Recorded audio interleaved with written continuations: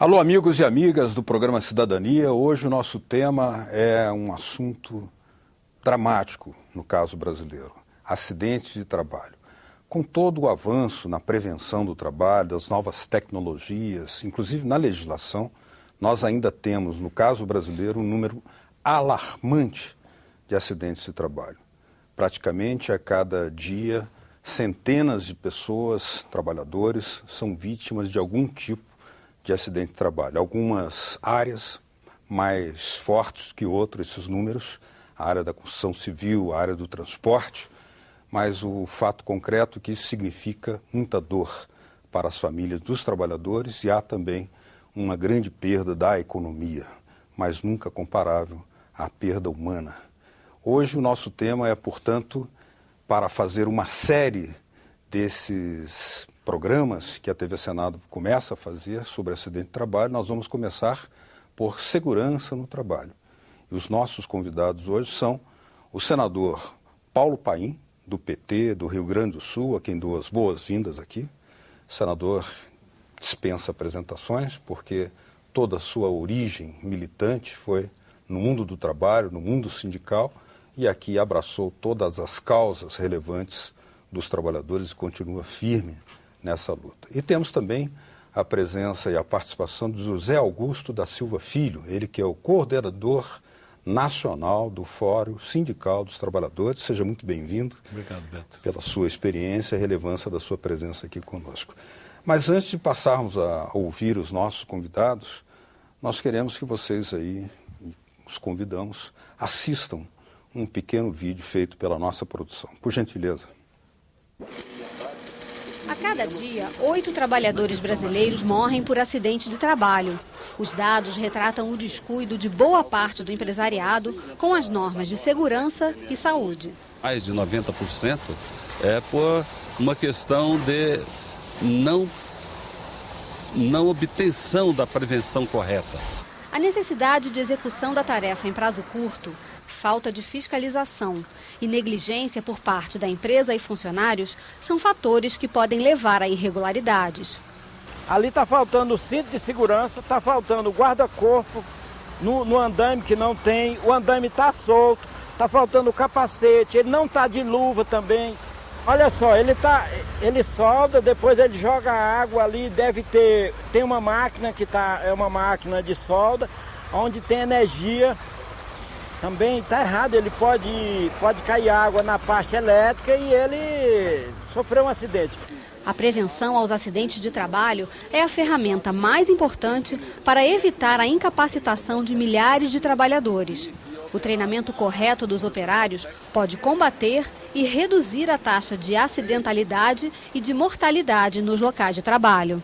Um processo muito importante é o educacional e o treinamento do operário, o treinamento da gestão, o treinamento da equipe toda.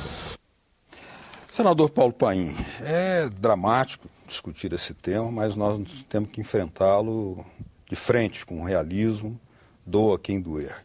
Em termos de segurança do trabalho, qual é a sua reflexão inicial para a gente introduzir esse debate? Olha, eu tenho uma enorme preocupação, né? Até porque eu comecei a minha vida política, digamos, como membro da CIPA, que é a famosa Comissão Interna de Prevenção de Acidentes, e de lá para cá, embora eu esteja há 30 anos afastado já, só de sindicalismo 13 e 26 de congresso, há 31, né? 31 anos afastado, e o que eu percebo é que os acidentes continuam se multiplicando. Quando dizem que o dado oficial, eu não tenho clareza aqui do dado oficial, mas se me disserem para mim que é 7 mortes por dia em acidente de trabalho, pode multiplicar por 2. Se é 5, é 10. E se o número de acidentes ultrapassa 700 por dia, pode multiplicar por 2. Porque a ampla maioria não registra o acidente, até porque tem penalidades, né, Zé Augusto? Mas que ninguém vai poder explicar. Tem algumas penalidades. E no caso de morte, muita gente se acidenta, vai para o hospital e depois, quando morre no hospital, não é computado mais como acidente no trabalho. Sim, morreu no hospital depois de um tratamento lá feito. Eu vi ali alguém dizendo que precisa muita educação, muita preparação do trabalhador. Eu diria que precisa muita educação e preparação também para o empresariado. Porque o empresariado, ele é o dono, no caso da obra, ou da empresa, ou do local de trabalho, ele é responsável. Ele não pode, em hipótese alguma, deixar um trabalhador naquela situação que eu vi ali, sem capacete, né? Jogando água e ao mesmo tempo trabalhando com energia, ali sem cinto de segurança. Como é que você deixa alguém operar nesse sentido? Por isso que o próprio Ministério do Trabalho, e aqui eu vou concluir essa minha primeira intervenção, tem dito que o número de empresas e de empregos, digamos, nos últimos 20 anos, mais do que triplicou. E o número de fiscais diminuiu para 1/3 praticamente. Aí não dá, aí só pode dar acidente de trabalho mesmo. E pior, que ainda acabam responsabilizando aquele que perde o braço, perde a mão ou perde a vida. Por isso que esse programa é importante. O ciclo de debate que vocês vão fazer aqui é muito importante e nós vamos tentar fazer também na Comissão de Direitos Humanos. Zé Augusto, nós temos aí uma situação inicial para essa reflexão que o senador já introduziu. Aquele vídeo que nós mostramos, ele revela que aqui bem próximo do Ministério do Trabalho, do Ministério da Previdência e do Palácio do Planalto ocorrem situações como essa. E Brasília, nós sabemos, tem uma característica muito especial em termos da presença do Estado, até porque o Estado está aqui. Imagine onde o Estado, com seus fiscais do trabalho, não está presente. Então, qual é a sua primeira sensação, primeira abordagem nessa questão envolvendo segurança do trabalho? Por que ela ainda tem tanta dificuldade para ser plena no Brasil, ou a maior possível no Brasil? Olha, Beto, primeiramente, obrigado pelo convite. Procurarei, dentro do meu tempo, dar o máximo na minha contribuição, minha experiência. Eu estou nessa área desde 1975. Né? Sou técnico de segurança do trabalho de formação e a gente fica muito triste, como profissional da área, ver que, apesar de todos os esforços que a categoria faz, os engenheiros, médicos, o governo, o próprio sindicato de trabalhadores, né, vários investem muito, outros não, em segurança do trabalho, em prevenção de acidentes, a gente vê esse quadro aumentando. É lógico, a mão de obra aumentou também, mas é inconcebível a gente ter aí 3.000 mortes por ano. Né? De trabalhador que sai da sua casa para defender o seu pão, para auxiliar sua família, na educação dos seus filhos e volta para casa morto. Né? Isso é inconcebível, como disse o senador Paulo Paim. Agora, a pergunta que você me fez, ela é muito assim abrangente, e eu vou procurar transformá-la também de uma forma bastante abrangente, que é a questão cultural. Né? Por exemplo, treinamento. Treinamento é algo mecânico. Pega lá, toma cá, é uma coisa muito... Né? Você pegar um trabalhador que teve uma formação, aí sim, como o senador disse, na parte educacional, escola, né? Tanto na escola de primeiro e segundo grau, como na formação profissional, para mecânico, para torneiro, para que mais? Soldador, né? Porque aquilo ali não é soldador nem aqui nem na China. Né? Então, fica muito difícil você educar um homem, um trabalhador com 27, 28 anos, sem essa cultura prevencionista. E como disse bem o senador, culturalmente também, preparar o empresário também com essa idade, de 27, 28, depois que ele se formou. E a outra é a questão da política pública. As políticas públicas voltadas mais assim, de uma forma abrangente, praticada pelo governo, pelo segmento empresarial e pelos trabalhadores. Nós trabalhadores também temos nossa parcela de contribuição.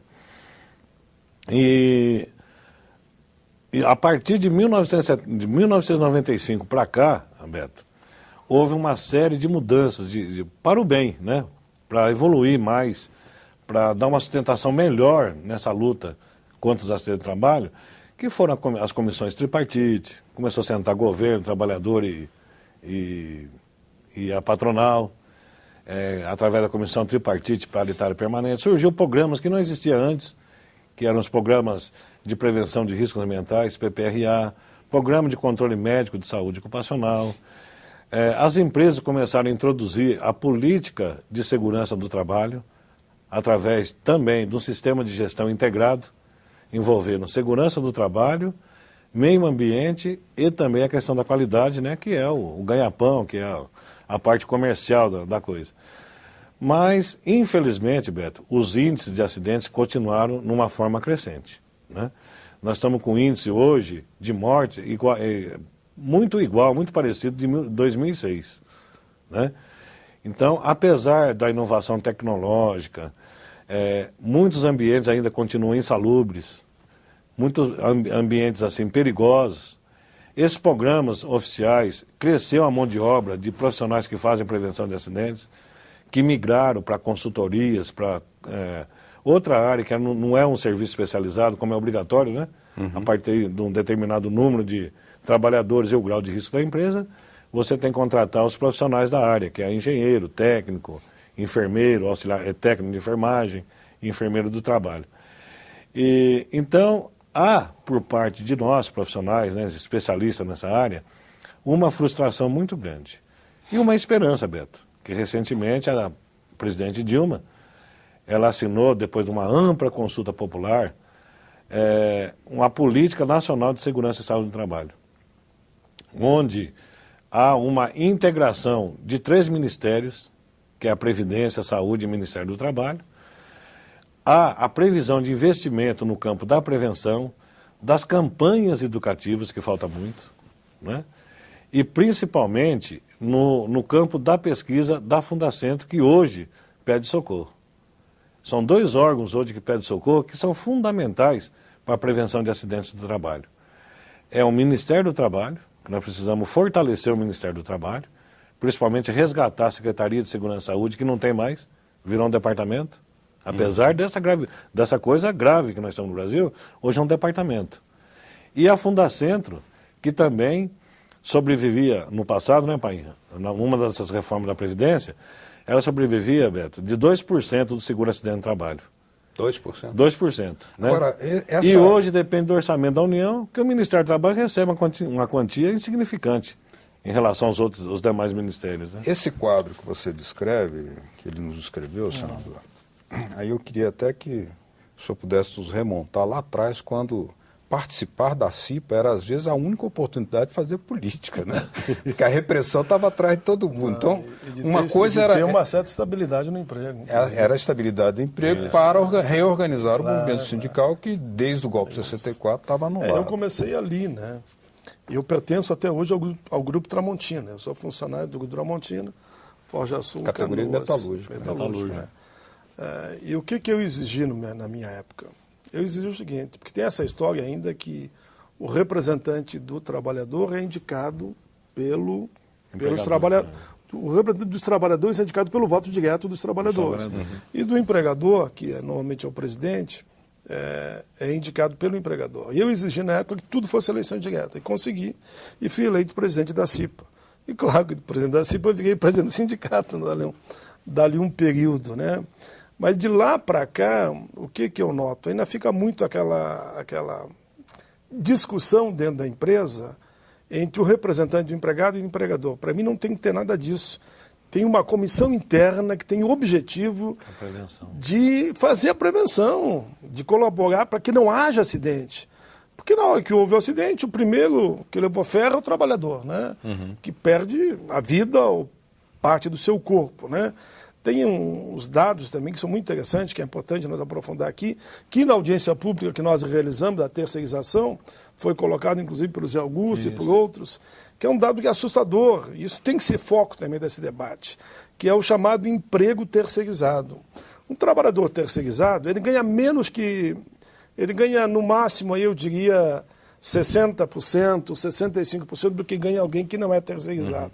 Tem uma carga horária maior e não tem os mesmos direitos que aquele trabalhador. Tratamento igualitário não existe. Aí os acidentes que apontam, de cada 5 acidentes, 4 é trabalhador terceirizado.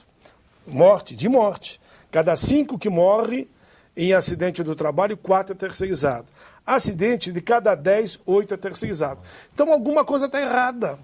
Por que mais acontece morte com o terceirizado e mais acidentes com o terceirizado? Por quê? Porque ele é discriminado, não tem o mesmo tratamento. O empregador que o recebe de uma empresa terceirizada não dá a ele o mesmo cuidado que o outro. O camarada que é o terceirizado tem uma pastinha, vou pegar a minha só como exemplo, como essa, aqui virou uma empresa.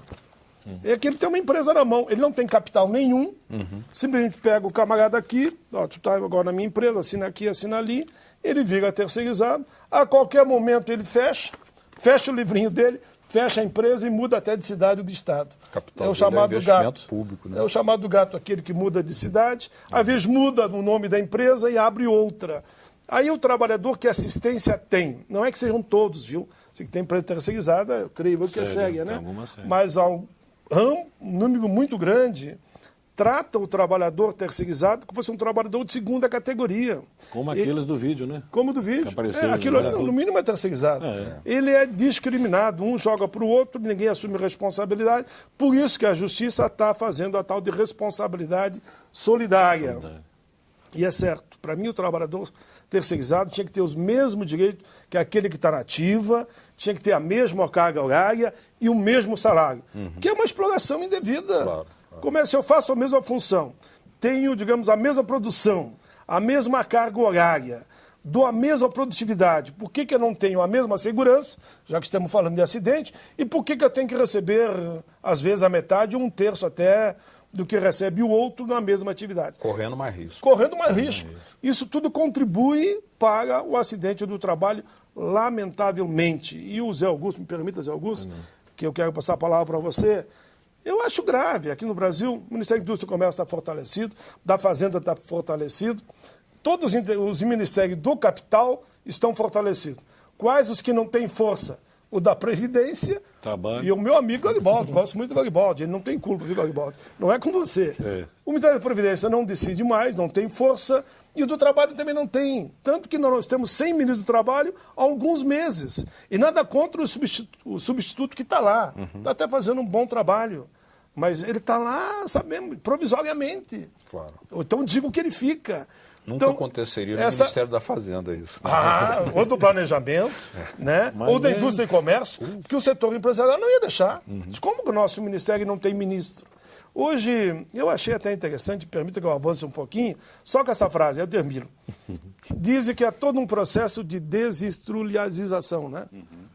Ou seja, só que eu não vejo o desemprego, segundo os anos de trabalho, não está assim acontecendo e continua aumentando. E para alegria minha, com esse discurso que eu uso mesmo, eu vi um documento do IPEA, publicado na Folha de São Paulo essa semana, que diz exatamente o que eu estou dizendo. Diz, não é bem assim, com a crise na Europa, nos Estados Unidos, que a crise está aqui. Tem muita gente aproveitando essa ideia da crise para faturar e aí fazer que o trabalhador fique em condições inadequadas na sua atividade e, com isso, causando acidente.